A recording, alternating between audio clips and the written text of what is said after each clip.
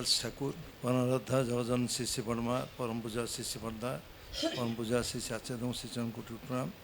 ବରେଣ୍ୟ ରୀତି ମଣ୍ଡଳୀ, করি মণ্ডলী, গুরু ভাই ও মা মানে, ছোট পিলান সবকু আমার জয় গুরু। ইতিপূর্বে আমরা যে শুনলাম, আজকে সৎসঙ্গে একটা বিশেষত্ব হচ্ছে এই পারিবারিক সৎসঙ্গ। এই পরিবারের সমস্ত সদস্যবৃন্দ মুখ্যাংশে আছেন। আমরা যারা আছি, যারা কর্মীরা আছে বা গুরু ভাই মায়েরা, এরা কিন্তু সাপোর্টিং অ্যাক্টর, ওরা কিন্তু আজকে মেন অ্যাক্টর। আর একটা বিশেষ মেসেজ ওরা দিয়েছে যে শাশু বহু দীপা মা আর দেবযানী মা যে সমস্যরে একটা যে গান করলেন, এইটা যদি এই সমাধানটা প্রতি জায়গায় থাকে তাহলে শাশুর ভিতরে যে কলহ থাকে, যে কিছু সব বিচ্ছেদ থাকে, বিভিন্ন বিমনা ভাব থাকে, ও দূরীভূত হয়ে যাবে। এটা একটা খুব সুন্দর মেসেজ ওরা দিয়েছে। যাই পরিবারবর্গ সবাই ঠাকুরের কাজ নিয়ে চলেছে। আমি সবার তরফ থেকে প্রার্থনা জানাচ্ছি দিবাংশু ও সুখ শান্তি আনন্দ সুদীর্ঘ নিরাময় জীবনযাপন করু। আর একটা বিশেষ যে চিহ্ন রেখে গেল যে ওনার প্রথম বর্ষকে যে ওড়িশা ভূমিতে মন্দিরমালিনী শহর, ঐতিহ্যপূর্ণ শহর, রাজধানী পক্ষে এটা পালিত হয়েছে। এটা বিশেষত্ব। আর বিশেষ করে পরম পূজা শ্রী শ্রী দাদা যে বিশেষ অবদান, এই যে শ্রীমন্দির দণ্ডায়মান হচ্ছে, এটা একটা যে সংযোগ, বিশেষ করে আসাম এবং ত্রিপুরা থেকে অনেক ভাই মায়েরা এরা এই মন্দিরের জন্য বহু কিছু করেছেন।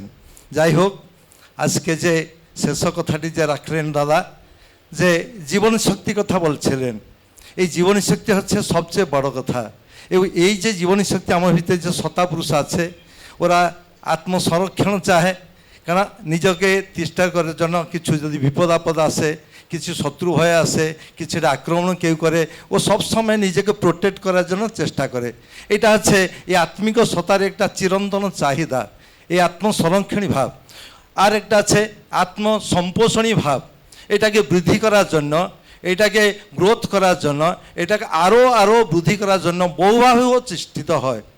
আর হচ্ছে যে যে বিস্তৃতির জন্য আমরা ছেলে পেলে বা আমরা নাতি নাতিনি অনেক কিছু হয়তো সৃষ্টি করে। কারণ আমাকে উপভোগ করতে চাই আমার যে বংশধর ভিতরে, আমার যে জেনারেশনের ভিতরে, আমার ভিতরে যে জেনেটিক পোটেনশিয়ালিটি আছে, যে হেরিডিটারি কোয়ালিটি আছে, এইটা কিন্তু বস্তুতার এই যে ত্রয় জিনিস আছে, সংরক্ষণী, আত্মসম্পোষণী, যে বিস্তৃতিকরণের ভাবটার জন্য আমরা অনেক কিছু কাজকর্ম করি। এই কাজকর্মের জন্য আমরা অনেক কিছু দুঃখ যন্ত্রণা, হিংসা, দ্বেষ, বাদ, বিসম্বাদ, রাগ, ক্রোধ, অনেক কিছু যা কিছু আমি বৃত্তি প্রবৃত্তি আখ্যায়িত করি, এইগুড়িকে হুত আমি আমদানি করি। হিংসা আসে, দ্বেষ আসে, বাদ বিসম্বাদ আসে, ঘৃণা, মান, অভিমান, পরশিকাতরা আসে, অনেক মধ্যে ষড় রিপু বা অষ্টপাশের হতো বশবর্তী হয় চলে। কিন্তু সবচেয়ে বিশেষ গুণ হচ্ছে যখন থেকে আমরা কিন্তু এই সত্তাপুরুষের সঙ্গে, এই জীবনেশ্বরের সঙ্গে, সেই পরমসত্তার সহিত যখন থেকে আমার যুক্ত হয়, এই যে বৃত্তিকে দমন করতে হয় না, এই বৃত্তি প্রবৃত্তিকে সব নিয়ন্ত্রিত করতে হয়। আজ শ্রী শ্রী ঠাকুর অঙ্কুরচন্দ্র এই সত্তাপুরুষকে জাগ্রত করার জন্য এই জীবনবাদের কথা শোনালেন। ঠাকুর কোনো যে সাম্প্রদায়িক কথা, সকল ধার্মিক চিন্তাধারা, পূজা পার্বণ এ কিছু নিয়ে ঠাকুর দিলেন না। ঠাকুর প্রতিটি জীবসত্তা ভিতরে সেই জীবনী সত্তাকে হতে দেখলেন। ঠাকুর কেবল মানবিকতার কথা বললেন না, ঠাকুর জীবজন্তু, কীটপতঙ্গ, বৃক্ষলতা, সরীসৃপ পর্যন্ত সর্বশ্রেষ্ঠ সুষ্ঠ মানবের ভিতরে যে ঐশ্বরিক গুণটা আছে, যে দৈব গুণটা আছে, যে ঠাকুরত্ব শক্তিটা আছে, ঠাকুর আমাদের সবাইকে গ্যারেন্টি দিলেন এই ঠাকুরত্বের জাগ্রত করতে হবে। তাহলে আমরা খুব ভাগ্যবান। আজ সেই ঠাকুরের এই পরম পুরুষের যে প্রতিভু, এই যে আচার্য পরম্পরা বলেন, আচার্য যে বাদ হতো বলেন, আজকে হতো সেই স্পিরিচুয়াল ওয়ার্ল্ডে, এই ডিভাইন সোসাইটি হতে যে দেখছেন যে জীবনীকে বাঁচার জন্য যে বিভিন্ন প্রকার কলা কৌশল, বৈজ্ঞানিক দেখেন, সামাজিক কর্মীরা দেখেন, বা বিভিন্ন প্রকার হতো যে সংস্থা হতো গঠন করছেন, যে হতো প্রচেষ্টা পরায়ণ হচ্ছে। পরম পুরুষ এই যে বৈধানিক নীতি নিয়ম দিলেন। প্রথমে আমরা যে ব্যক্তিগতভাবে আমার ভিতরে যে বৈশিষ্ট্যতা আছে, যে বৈশিষ্ট্যানুপাতিকে গ্রোথ করতে হবে, আমার ভিতরে যে সত্তাপুরুষটা আছে এটা জাগ্রত করতে হবে।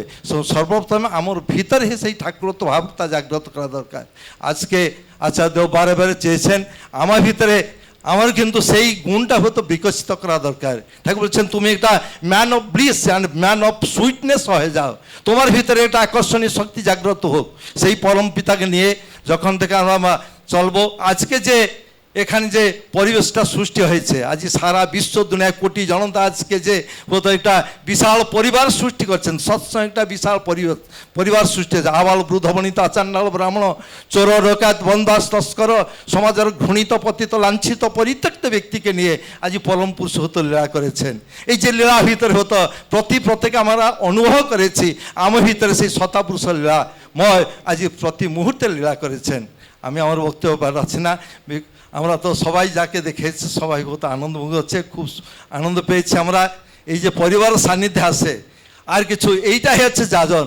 এই পরিবার যদি সামূহিকভাবে যেখান থেকে যাবে, ভজন জানেন, কোরস জানেন, কীর্তন জানেন এবং আলোচনা জানে, ওনার সান্নিধ্যে আসে, সবাই হতো এলিভেটেড হবে, সবাই হতো অনেক সময় দেখা যাবে ও হতো উজ্জীবিত হয়ে উঠে। ঠাকুরের যজন হচ্ছে to exalt yourself, to exalt self হচ্ছে যজন, যে এক্সাল্ট অদর্শ হচ্ছে যাজন। তো এক্সাল্টনেস আমার ভিতরে সেই উদ্দীপনা আসিবা, আমার ভিতরে সেই উজ্জীবিত হবা, আমার ভিতরে হতো এনকারেজমেন্ট আসিয়া, ইষ্টকে নিয়ে আমরা হতো প্রতি মুহূর্তে আনন্দ উপভোগ করা, এইটা হচ্ছে আদিম আকাঙ্ক্ষা। এবং এই যে যোগবন্ধন, এই যোগবন্ধন হচ্ছে সমাজের একটা বিরাট এক বস্তু। এবং নিষ্ঠানন্দিত ব্যাকুল প্রার্থনা ভিতরে দিয়ে অনকন্ডিশনালি অপ্রত্যাশিত হতো ভাব নিয়ে যখন থেকে আমরা উনাকে হতো নিজস্ব করে নেব, তখন থেকে সব কিছু আমরা কিন্তু সাবলিমেন্টেড হয়ে যাবে, সব কিছু আমরা হতো পথভ্রষ্ট হবে। সেই আমিনটা সেটা অনমনীয় অহং, এই যে অনমনীয় অহং সেটা হতো নমনীয় অহংতে পরিণত হবে। সেই ভক্ত তখন থেকে গর্ব করবে, আমি উনার দাসান দাস, আমি উনার ভক্ত, আমি উনার হতো সহচরী, আমি উনার হতো নির্দেশ আদেশ পালন করে আজকে জীবধন্য করব। যা হোক, আজকে দিনে যে মেসেজটা লাস্ট মেসেজ দিলেন পরম পূজা শ্রী আচার্য দেবের 1 পয়েন্ট প্রোগ্রাম, এই যে সারা বিশ্বে যে ওনার যে দিব্য দৃষ্টিতে উনি দেখতে পারেন যে কি বিপদ আপদ, আগামী যে বিপদ প্রাকৃতিক বিপর্যয় আপনি দেখেন, আপনি শীত বলেন, বর্ষা বলেন, এইটা হয়তো অনেক সময় ঝড় বাতাস তুফান সাইক্লোনিক ওয়েদার, এইটা যখন থেকে এই যে হট ওয়েভ আপনারা দেখেছেন, হিট ওয়েভ যে সারা যে ভারতবর্ষে কেন সর্বোচ্চ হয়তো কবলিত করেছে, এই যে প্রাকৃতিক বিপর্যয় আসছে, আমরা কিন্তু এটা হয়তো নিজে গঠন করেছে, মনুষ্যপ্রুত হয়তো অনেক সময় দেখা যায় এইসবগুলিকে আসছে।